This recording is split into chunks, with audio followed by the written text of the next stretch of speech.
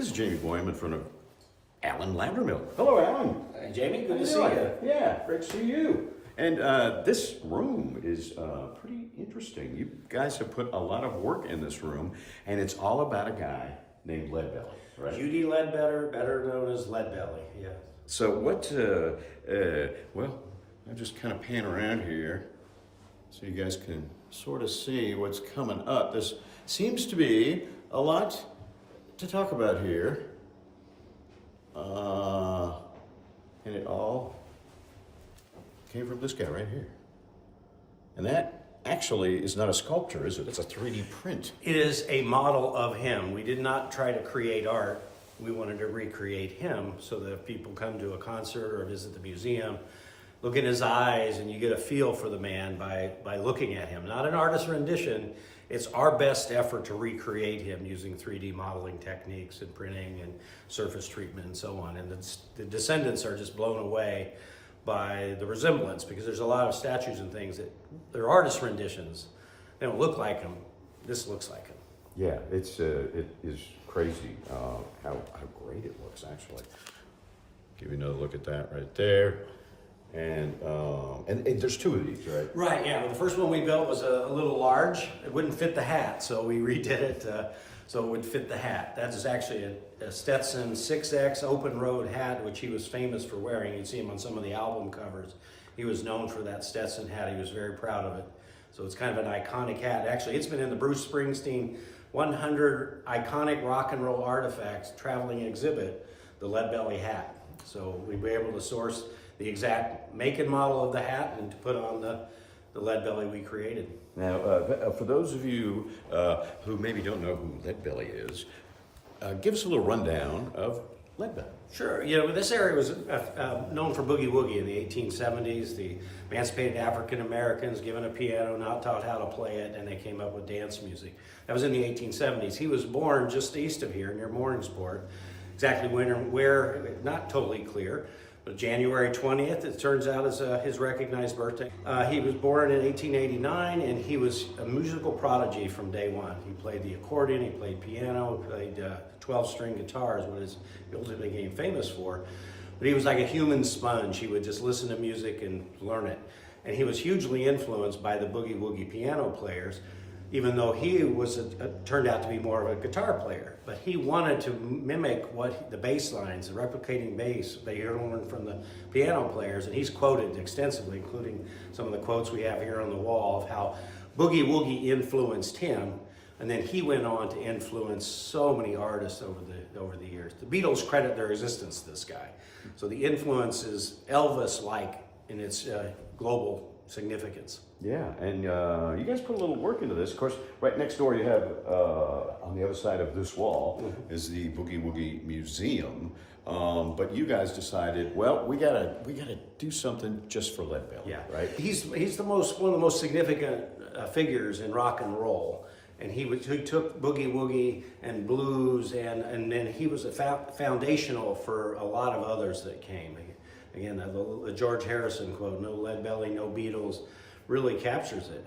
He was amazingly influential in blues, folk, early rock, and he took what he learned from his upbringing here in East Texas, which included the boogie woogie influence. He wanted dance music. He played at Suki Jumps. He wanted dance music. He learned that from the boogie woogie players. Wow. So, and you guys have put together this museum, and I guess, you know, Leadbelly over here, everywhere in this room, actually. Yeah. It does have some relevance, right? Yes. The interesting thing is he was born just east of here, spent time in Marshall. He lived in a time where black performers didn't have many choices. It was either private dance parties, unregulated, or the dance halls and saloons over in Fannin Street in Shreveport. And it was kind of, there would be a lot of drinking, and he was a handsome dude, and so he ended up, a girl would flirt with him, he would flirt back, there'd be a fight, and so the winner goes to the jail and the loser goes to the hospital or the morgue kind of environment. So he ended up in prison, and in Texas, he sang his way out famously. He wrote a song to Governor Pat Neff, which we feature in the wall, and got out of Sugarland. Later, he ended up in Angola under similar circumstances. He was discovered by a guy named John Lomax, who was recording folk music in prisons and work camps. And he was so impressed in 1933 that he scheduled to come back and see him in 1934. Saw him in 1934 in July. He gets out, and Leadbelly gets out for good time served on August 1st. Now, Lomax needs help. Leadbelly needs a job. It's the middle of the Depression. Jobs weren't very plentiful, and he wanted to be a professional musician. He wanted to be making his living in music. So they ended up having a meeting, and it took a while to coordinate, and the meeting they had was in the Marshall Hotel. So, which actually you have it's a picture featured of on right this there. panel. These two panels feature the Lomax meeting in Angola. And the Lomaxes were very important figures, because without the Lomaxes meeting Leadbelly, we may never have heard of him. Then they cut the deal to go on the road together in the Marshall Hotel. So in many ways, this influential musician got his professional start in Marshall, because that's where they cut the deal. And this panel shows the road trips. They went on 2 road trips all over the South, where they ended up ultimately in New York. And that is where he became well-known and discovered globally from his time in New York. And we have a whole panel devoted to his life after he got to New York. So, amazing figure, and so much history. And many of us right here in East Texas. So, born in this area. His family had a farm in East Texas. We're in formative years. And so he came back to Marshall, met John Lomax, went on the road, and became one of the most influential musicians of all time. And this room, this display, is specifically about him. And you kind of had a grand opening of it over the weekend, right? Yes. Well, we let them have a sneak preview at our Boogie Woogie event in September, but we weren't finished with the wall panels. So we had the Leadbelly estate descendants from Nashville come in town. And there are groups of descendants here in Marshall and near Shreveport, in the Morningsport area. They will come over. We'll have several of those where we want the family to appreciate this. This is, we believe, the only exhibit in the world to this guy that tries to tell his story from his birth to his death, and in interesting events that happened. So this is the world's first Leadbelly museum. Single room right now, we hope to grow it, but it's an important part of their history, because now they've got a single place where somebody can go and learn about Leadbelly. Yeah, in fact, you were nice enough to get a couple of interviews with some of the relatives. Let's take a listen. Tarika, hello, and how do you relate to Hudie? I am Leadbelly's great niece. Great. And this is my aunt.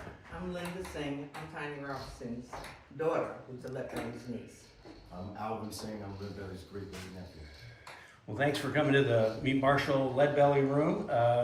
What do you think of the exhibits? Fantastic. It's beautiful. Great job has been done. A lot of detail, a lot of great historical pictures, so very good job. I know that you've seen a lot of exhibits over time, but how does this one differ from some that you've seen in other places? I'll say this one differs because it goes specifically on his connection with Texas, Marshall, Texas, and Boogie Woogie, but it goes really into his life, and here in Texarkana area. It's nice seeing the timeline from when they met. That's what I was thinking. And their journey to New York and getting there, and just seeing the details of the timeline, especially with him here in the meeting in Marshall, Texas. So that's pretty nice. I like the quotes too. That's what I was just gonna say.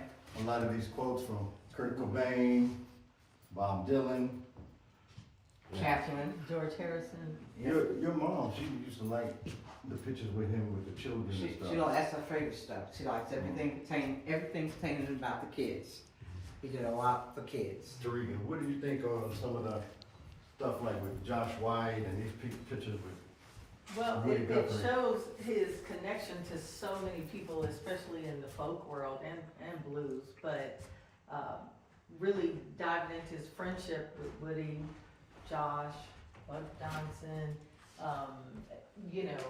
It's nice to see how the Weavers and just what his influence was on all of those people. And I like the listing too. Right here is actually listings of different artists, from Odetta, Pink Floyd, Les Paul, people who actually did some of his songs was really good. Very good detail of that. It's fantastic. Yeah, this is nice because a lot of times when people come and they know a particular song, but they didn't know the person behind it. They just know Ram Jam or something like that, the most recent. But so to go back and know that your favorite song was actually originated by Leadbelly is nice. And Keith Richards was interviewed the other night about he wanted to do a classic American folk song, and he chose "Goodnight Irene." Right. It was a wonderful, wonderful words he spoke about the influence of Leadbelly on him and the Rolling Stones. It was amazing. Oh, well, really? The other good thing is with museums, there's good pictures and stuff on the wall, but you got actual items. I would say this is records and things like that. One of the things I like over here is whenever you go to Shreveport, they always have the up-to-date tombstone. They don't have the old one. Another great thing is Woody's son, which Leadbelly's best friend was his dad.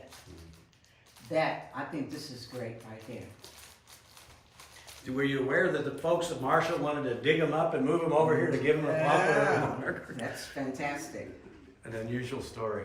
Yeah. Louisiana says he belongs to them, and Texas says he belongs to them. He was interviewed by several people, and he said, "I was born in Texas." Now, that more evidence suggests just across the line in Louisiana, but with the times and the records are a little bit ambiguous. But in any event, his father bought land, and he was a landowner in Harrison County, which was pretty amazing for the time. It was This, Did you know why? Did you know why they didn't bury it? They didn't dig him up and move it? You know why? well, I think it was probably a lot of uproar, but My wife. That's why. yeah, My wife, because her sister Combs and Tiny getting ready to dig up Leadbelly. Tiny got on the train. He came down here and stopped it. So your wife's the one that stopped the move to You Marshall. better believe it. Yeah, You better believe it. that's wonderful. Wonderful. Thank you for that. It adds to the history of this place. But at least the people who are Marshall are saying, we need to honor him. yes. It was for a noble cause. This but not very well thought out. It's also one of my favorites in the museum because you have so many varying things, but Jelly bean. this, and a lot of people may not know the story behind Jelly Belly, but Leadbelly, so it's nice to see this represented because Leadbelly, the original owner of Jelly Belly, actually named Jelly Belly as kind of a homage to Leadbelly because he was a fan. So it's nice to see that that's a part of influence that's represented. That's a letter from the Jelly Belly founder. in I that saw frame. that. Yeah. I saw that. I saw that. Yeah. Great job, great Yeah. job. And the statue, we created this, two versions of this. This is an actual That's not. likeness of it. Yeah. That hat for it. Yeah, that really. Well, they told us which one to chase down, and so we found it. That represents him. That's it. Beautiful. That hat. Because he loved that hat. And we have the letter you had mentioned about how he got Oh, the hat. It's From the reproduced book. here. Mhm. Yeah. This is beautiful. What a man. Wow, that was pretty fascinating. I mean, family members just love this place. Yeah, well, it's a unique place in all the world, a museum dedicated to him, and with the statuary that brings him to life. Many of the people didn't actually meet him because they're younger. They get a feel for what he's like, and they look in his eyes with the statuary. So we're real impressed that they were happy because if the descendants aren't happy, it would be counter to the mission because we want to honor him and we want to honor the descendants who come by to share in this experience. Yeah, and you have the blessings of the family who controls all the rights to all this. Yeah, we do. The estate that controlled his affairs after he died, his intellectual property. And then we have local descendants. One brief anecdote, we created a statue and I took it to the city council meeting because I wanted a proclamation dedicating our Boogie Woogie days to Leadbelly. And the guy sitting next to the statue looks over and says, "That's my cousin." So it's like a distant second cousin, third cousin in Marshall at the city council meeting, looks at the statue and says, "That's my cousin." So he's got roots here, and it was a wonderful coincidence. He's credited with singing his way out of prison. He was in Sugar Land, and he was an amazing guitar player, and so he loved to do it. And after he settled down, I'm going to be a good inmate and work my way through the system, he would perform for inmates. It would help them get through the days, and he would sing. And the governor, Pat Neff, was coming, and they said, we want to entertain him, and he was the most natural entertainer because he was the best singer and guitarist. So he says, I'm going to take my shot, and I'm going to write a song to Governor Pat Neff pleading for a pardon. And so the lyrics of the song, it's just so wonderful to have this captured. And Governor Neff, who said he's never going to pardon anybody, last day of office, heard lead belly, pardned him. And, Wow. So he sang his way out of prison. So it's pretty That's amazing. I don't think that would happen these days. I don't think so. I really don't think so. Now, this panel here, this behind you, yeah, go ahead and tell us a little about that. Yeah, this panel was designed to kind of capture from his birth to where he had the troubles, where he ended up in prison. And so it explains his birth, and we are going to add a little map to show where his birth is in relation to Shreveport, Morningsport, Marshall. Covers his early life, worked on the fields. He was a great horseman. His work was, when he wasn't playing music, was working the fields, picking cotton, and ferocious worker. He just had an intensity. No matter what it was, he was a hard worker, great horseman, but a musical prodigy from the early days. He could play it, given an instrument, he would just go off and play it. So he played the accordion, the piano, they called it a windjammer, these homemade instruments, and the guitar he was really, when he picked that up, it sort of became his signature instrument, and later the 12-string. It kind of highlights where he was performing, and it was in the juke joints, they called them, Suki jumps. They were dance parties, and there'd be people cutting loose, and that's, of course, where he ended up getting in trouble sometimes. And keeping in mind the context, African Americans were often workers, so via chain gangs, and so there was no coincidence that in any sign of trouble that they're going to spend time on a chain gang, because we were building bridges and roads and picking cotton. So so he ended up in trouble, but in the context, when you really look deeply, it was there's the situational aspect to it that it lightens it, because he was a proud man. He didn't look for trouble, but if the fight came up, it was kill or be killed, and he was not going to walk away from a fight. And then he also liked to sing to the children. Oh gosh, this is one of the things that is just fascinating to me. There are a number of great pictures, and we've captured some of them here. He did one of his most popular albums was a children's album, and people were like, "Oh, this guy's he's a murderer." He loved children. From the earliest days, he performed the children locally, and then all the way up until the time of his passing, he would perform for children. You just look at the eyes, and they're just captivated by him, and he created wonderful songs. So yeah, I love children. And He was a sharp-dressed man. He was famous for having his mama and his ladies starch his overalls. So even when he was working the fields, he would go out in starched overalls.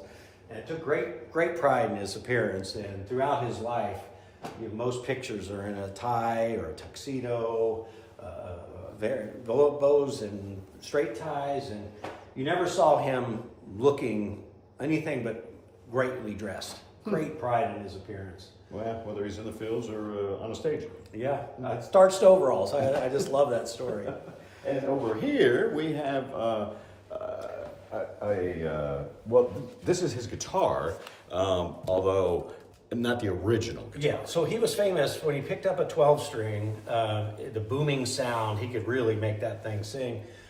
He adopted as his instrument, and he was famous for playing a Stella guitar. And so this is a Stella, and it's original Stella, not the one he played. The one he played is in the Smithsonian, but they look very much alike. And this captures the kind of instrument with a kind of a custom pick guard. He was a ferocious player, and so he had to have a pretty thick pick guard down there. Most of the pictures you'll see have that very special lead belly pick guard. Where did you find that guitar? Online, it took hours and hours of research to find, a 100-year-old guitar. You should have checked Shop Goodwill first. Yeah. Well, we checked. Things are out there, but we needed one that was just like the one he played. If you look at the one in the Smithsonian, this is what it looks like. Wow, that's great. Okay, and then of course we're back to the 3D model here. We have a replica of the letter where the guy wore the hat into a performance, and he said, "Man, I love your hat." He says, "What's your size?" And he brought him that Stetson hat as a gift because he was so impressed with Leadbelly's performance.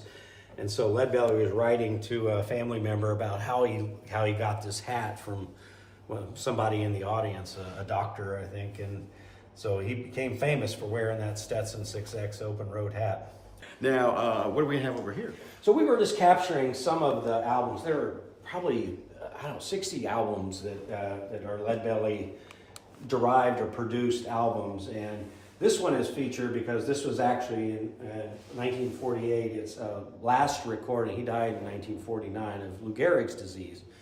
And so this is a vintage record player with the last recording he made to honor that. And he unfortunately didn't get the fame he deserved during his lifetime.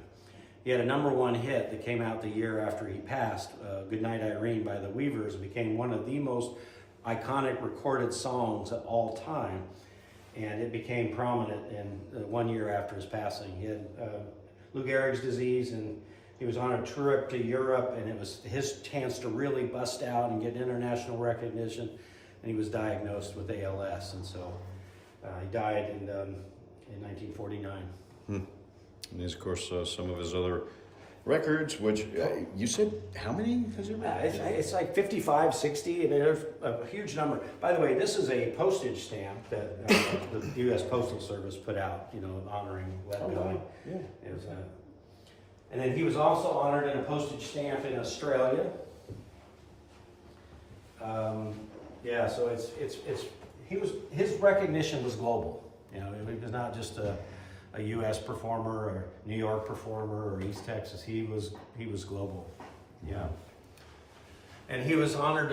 So many people, very influential. We've got quotes from Kurt Cobain, Woody Guthrie, Bob Dylan, George Harrison, Robert Plant, Janis Joplin, Van Morrison, and the George Harrison quote, "No Leadbelly, no Beatles." I don't know that you can capture it any more succincly than that. That was his And I do influence. believe that all those people you mentioned, these are their parents.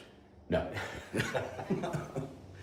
But he, it looks like very popular when he's performing. List of many of the famous songs originated or adapted by him, performing throughout the world, and he was incredible, and unfortunately he just didn't live long enough to fully appreciate and benefit from what he created. And Yeah, it's like it took a while to sink in, almost. Yeah. Yes. And then, speaking of, I hate to put it this way, sinking in, we have his grave marker over here. Yeah, this is a fascinating, another local interest story. His original grave marker was a simple pipe. That was very common in the time, just a pipe to mark the burial site. Later, he got a fairly pedestrian, basic granite marker, and it was there for decades. Here's Robert Plant of Led Zeppelin visiting. The people in Marshall felt like this was an inadequate grave marker, so a group got together and says, with the Leadbelly descendant, let's dig them up and move them to Marshall, and then we'll give them a proper burial site. They really felt this was inadequate. Well, an uproar ensued. You can see some of the letter or reproductions of the newspaper articles. Big outrage. Those darn Marshall people are going to dig them up and move them. So he ended up not moving, but he ended up finally getting a proper burial marker. And this is Arlo Guthrie, Woody Guthrie's son, performing at his grave. And the people of Marshall agitated to move him, and he was duly honored ultimately with a better grave marker. Well, there's certainly plenty of stuff to look at and take in here. And thanks for giving us a little tour of this place. Of course, when is it open? It's open during the depot museum hours. The railroad depot it's usually from like 10 to 3 during the day, and for special groups, we might make ourselves available to give them a tour. Oh, okay. Is that like every day of the week or?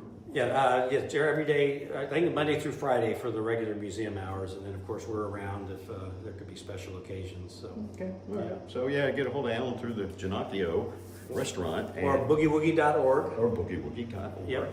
And Track of us. get something set up. Yeah. And I mean, this it looks finished to me.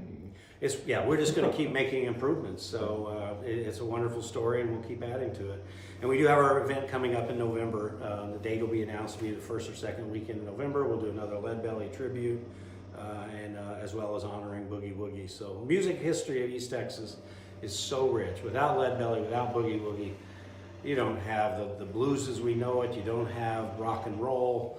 So it's hard to imagine how we have the music we have today without those two influences. Somebody needs to call Paul McCartney so he can take a look at this place. Yeah, he's done some amazing covers of Lead Belly. Yeah, we're working on it. Maybe he'll show up someday. Yeah, that'd be great. Well, thanks again, Yeah. Alan. Very interesting what you guys have put together here, and I'm just so thrilled to hear that you have the family's stamp of approval. Yeah, So, it's really special to watch them walk through, and yeah, they're happy with where we're going, and it's an honor for us to be able to honor such an influential guy with ties here in East Texas. So thanks again, Alan. thank Appreciate you. it. Yeah, we'll have more later on KLTV7 News and KLTV.com, and hey, boogie down.